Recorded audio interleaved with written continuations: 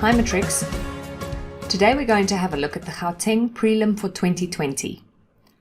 Please have a go at the exam before you actually watch these videos. If you need access to the paper and the data, you can find that in the description below. Question 5. Database. A database contains the data of athletes and events of the Olympic Games. Open the 5 athletes database. You always need to choose Enable Content. 5.1. Open the event table in Design View and make the following changes.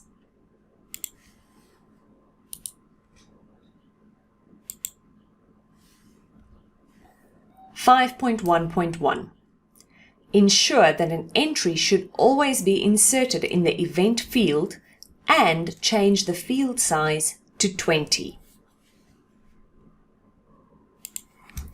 So, event field, firstly, how do we ensure that something must be entered into the event field?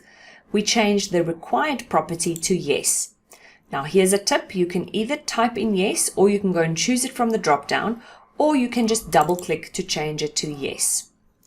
We also have to change the field size to 20. 5.1.2 Use a field property to guide users to insert data in the code field as follows. 3 letters in uppercase, an @ 2 or 3 digits. Examples they give to us. Alright, so let's quickly have a look at the input mask character sheet. There you go. Alright, so 2 or 3 uppercase letters. So letters that will definitely be there will be an L, entry required. Okay. To make it uppercase, we need to insert the greater than sign because this causes all characters to be converted to uppercase. The actual @ we can't put in a code for that, okay, because we literally want an @. So we can put a / in, or that will happen automatically and it will just be inserted automatically. But it's good to know that you can put in a / if you want the next character to be displayed literally. Okay. Then they wanted 2 or 3 digits. Now, 2 digits that will definitely be there will be the 2 zeros. A third digit, which might be there sometimes but not always, will be a 9, because that is a digit that is not always required. So, in the code field, we then go to input mask, and we type in greater than LLL, the @ and 009. You'll see the moment I click away, it actually puts the / in front of the @ automatically. Now, the one thing I want you to take note of here that is extremely important is the fact that if you put in this perfect input mask in the wrong field, such as the event field, you will get 0. Okay? You cannot put an input mask or any other property for that matter on the wrong field. You will not be awarded any marks. So please, people, take note that you are on the correct field. I know a few of my students made this mistake and it's a very, very expensive mistake to make. 5.1.3 The list of venues in the venues field for the Olympic Games are incomplete. Use the table venue to insert the items for the list. Okay, so if we go to the venues field, you'll see on the lookup tab, there's a combo box already with a few items. And if we look at the venue table, there are quite a few more. All right, so they want us to use these values. So we actually need to link these two together. The easiest way to do that is to actually change the row source type. If this has already been changed to a combo box, you can change the row source type to a table or query and then choose value venue from this list. I want to show you how to do this from scratch should you need to do this, because sometimes it's not already a combo box. So the safer method to do this is to use a lookup wizard and to choose, instead of I will type in the values I want, you want the lookup field to get values from another table. Which table? The venue table. What field? The venues field. Now, the reason why this method is better is because sometimes a table can contain more than one field, and you will definitely not know how to do that on the lookup tab by hand.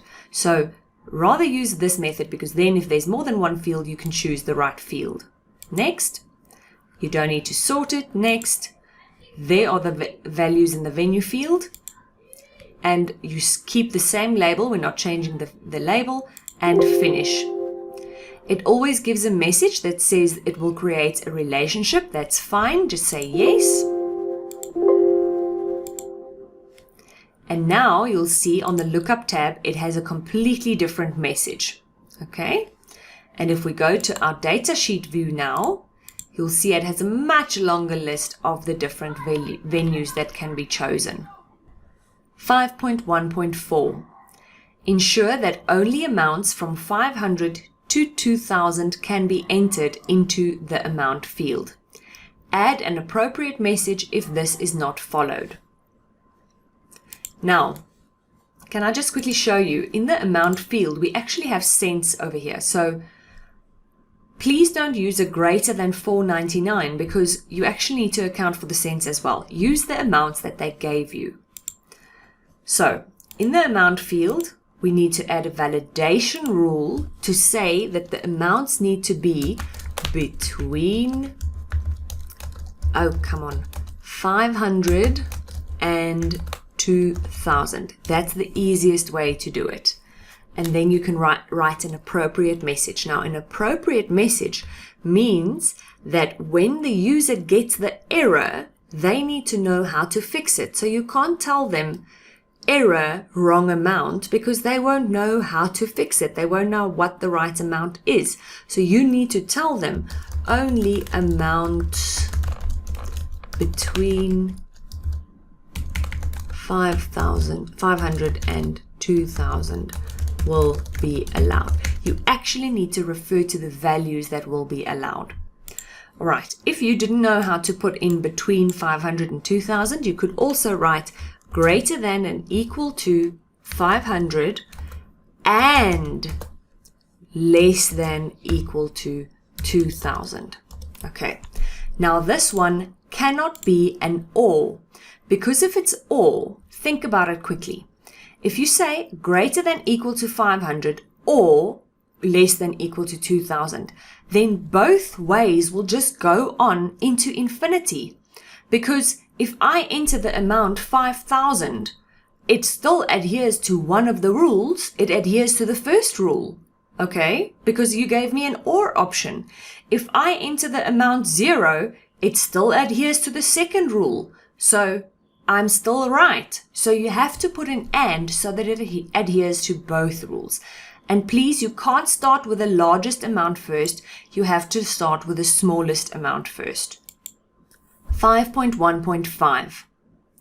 Insert a new field called total that will calculate the amount for all athletes per event by multiplying the participants with the amount.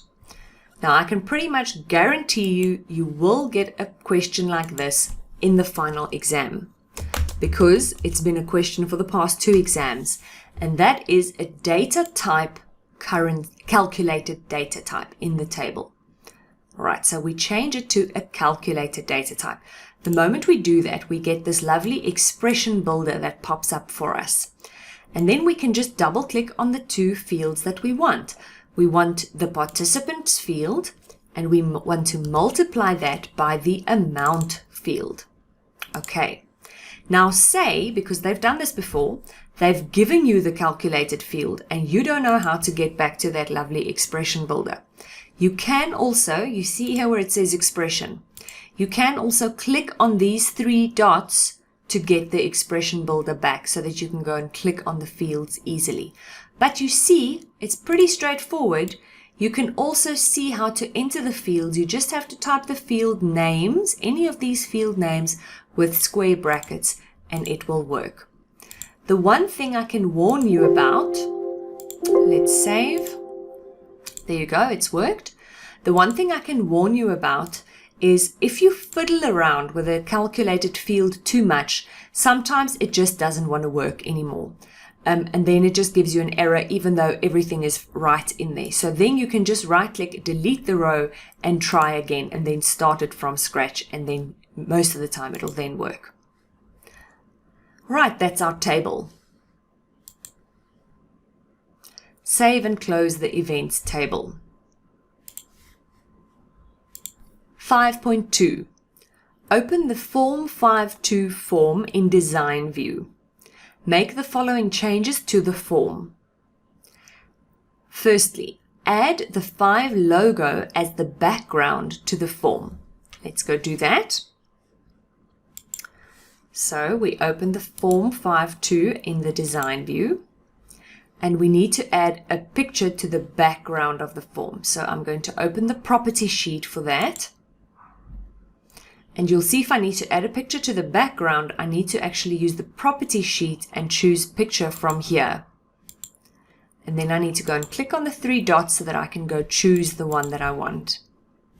5 logo. There you go. Now it's in the background.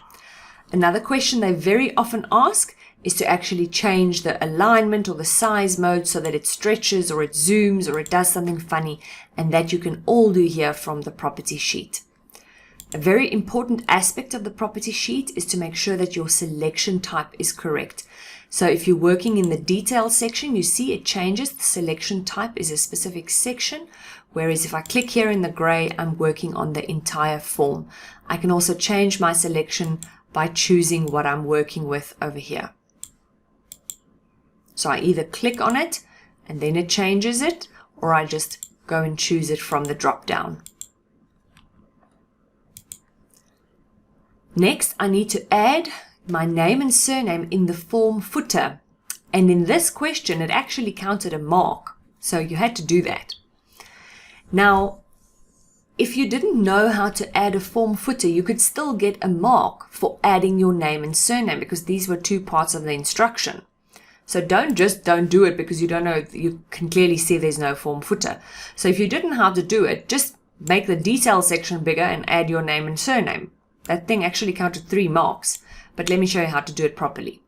So we right click here on detail at the top, and we can actually choose the form header or footer. It's not the page header and footer. There's a difference between these two. So form header and footer, there you go. Now it's been activated.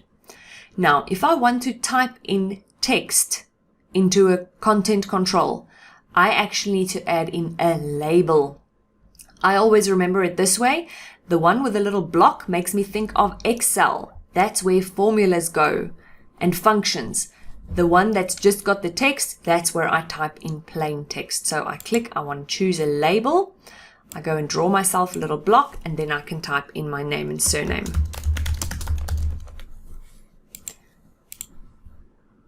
So even if you didn't know how to do the form footer part, you could have still put in your name and surname just somewhere in the detail section, and you could have gotten some of your marks.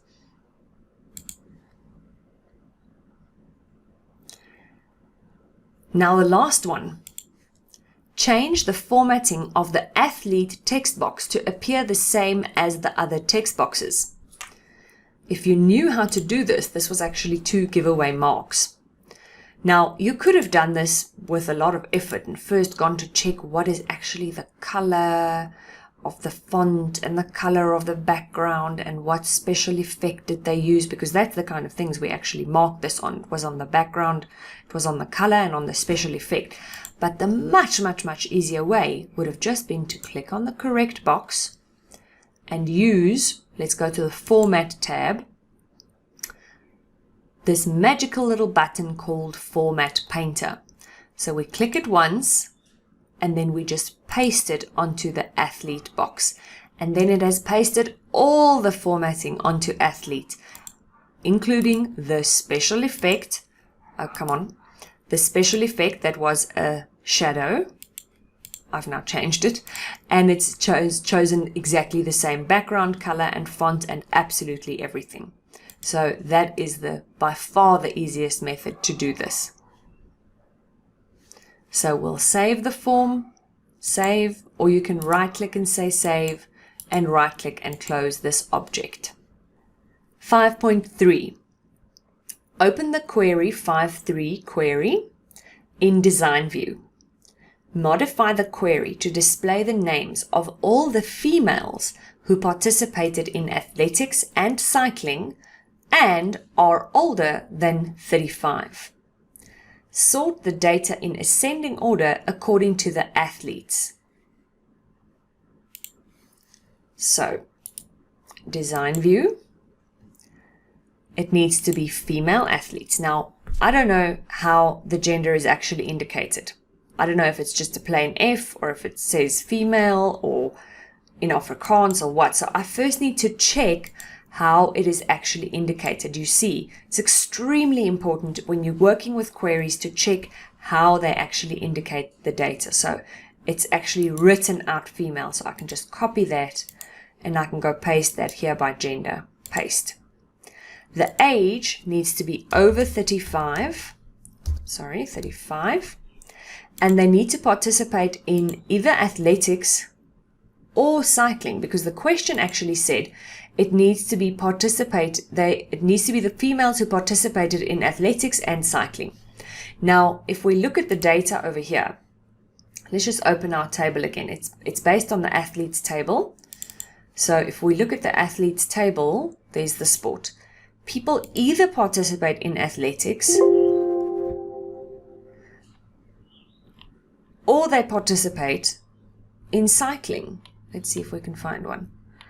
But they don't list more than one sport here. So it's either athletics or cycling. Even though one phrases it as an and, you actually type it as an or. So it's or cycling. Okay. C, cycling or athletics. Okay, so I've now put in both of those. And the fact that I've put them on the same row means that all of these conditions apply. So that it's still the females and they're still over 35. So if you didn't want to write it like this and you wanted to write it on 2 rows, you had to do this.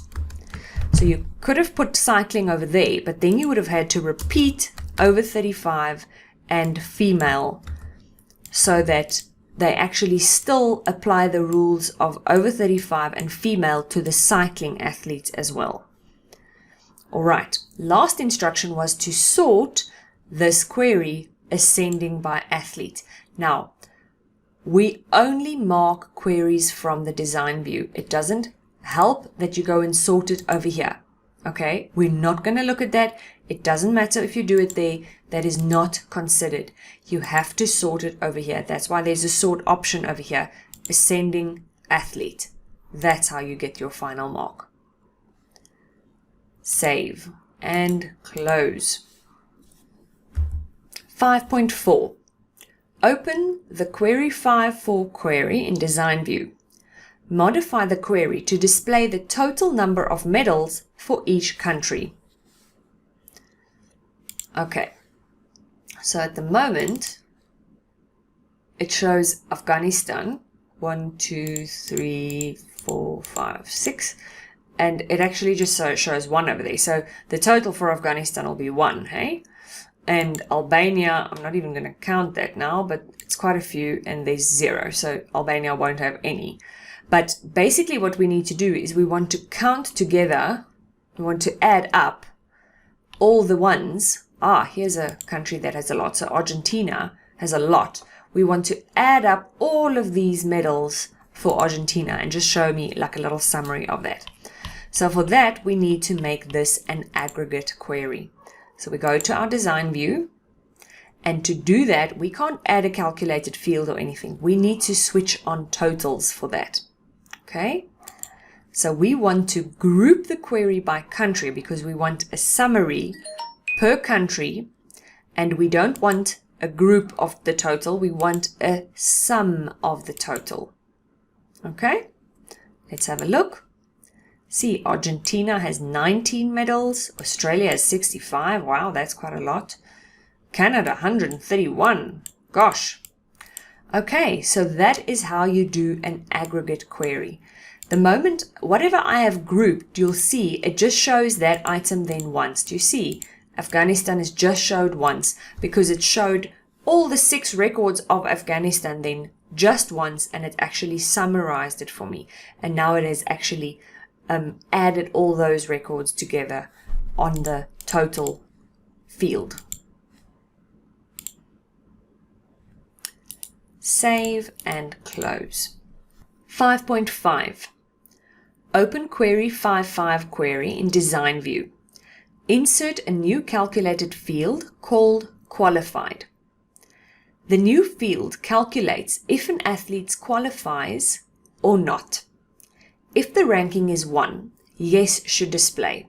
Otherwise, nothing should display. Hint, use the if function. The syntax is if field, comma, true, comma, false. All right, so it's just like a regular if, and the field name, the new field name should be qualified, and if the ranking is 1, it should display yes, otherwise it should display nothing. All right, let's have a look at how to do this. So, I need to insert a new calculated field. Now, if you do a calculated field, it's up to you. You can type it in straight away. So method 1 would be to say qualified and your semicolon and start typing your if, and you say we want if the rank is 1, then just move my mouse, the answer is yes, otherwise it's nothing. All right, so that's the one method to do this. Okay, and then I have my answer. The other method is to use my function builder. So I'm going to delete this one. I'll just show you how to do that. So my builder over here helps me a little bit. And I can start off, I'm not going to insert my field name here. You never do that. You only do that after you've used your expression builder. But now I can say if, you'll see it actually shows me there's a function. Okay. Start with rank is equal to 1. See, it actually even gives me a tooltip. So I'm in the expression part now. Comma, the true part is yes, comma, the false part is no, nothing. So nothing is just 2 double quotation marks with nothing in between, and close my bracket. And then I can say OK. Now the moment I've said OK, you'll see it adds this thing at the start that says expr1. If I go to my data sheet view, that is actually the field name. So now I can just change that to qualified. Sorry, without the without the colon. That's important. Qualified. So that just stays there, and there I have my calculated field. Personally, I prefer the builder because it just helps you if you struggle with spelling, but that's up to you which method you choose. So, save and close. 5.6. Open the Report 5.6 report in Design View. Change the Level 1 grouping to Sport. Then add a calculation to display the number of athletes for each sport. Let's have a look. Right-click, Design View. So, we've got 2 groupings over here. You can see that. We've got a page header, which isn't a grouping, and we've got a country header and an athlete header. So those are our 2 groupings. If you're unsure, you can click on Group and Sort, and you'll see it shows you Group on Country and Group on Athlete. So they want us to change the Level 1 grouping to Sport. Now you'll see at the moment the country grouping has the country text box. Do you see there's the header, there's the text box in the header section. And we need to change Sport to the Level 1 grouping. So there's 2 things we need to do. Firstly, we need to actually change the group on to Sport. But you see that hasn't actually moved any text boxes around. You got a mark for this in this paper because there wasn't an additional mark for moving around the text boxes. But practically, actually what you need to do, and in some papers they do award a mark for that, is you need to move the country text box back to the detail section, and you need to move the sport text box into the sport header. You see that? So the heading stays there, right there. Don't change the page header. That stays right there. But I'm talking about the text boxes, the ones that changes. So I've just moved the sport text box up into the sport header. That's actually what you should have done as well, although that didn't count a mark in this paper. Because that way, let's just have a look at the sport view, or at the report view.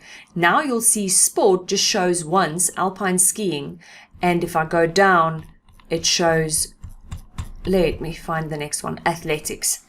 If I hadn't done that, it would have still repeated sports on every line, and the country would have just shown once at the top. So that would have been very odd. So now I've actually fixed the grouping. Now, next what they want is they want us to add a calculation to display the number of athletes for each sport. Okay, so we need to determine how many athletes take part in each sport. So for, let's go back, alpine skiing, no idea what that is, and for athletics, how many athletes are there actually? So for that, we need to add a calculation into the sport header or the sport footer. In this instance, they didn't specify whether it should be the sport header or the sport footer.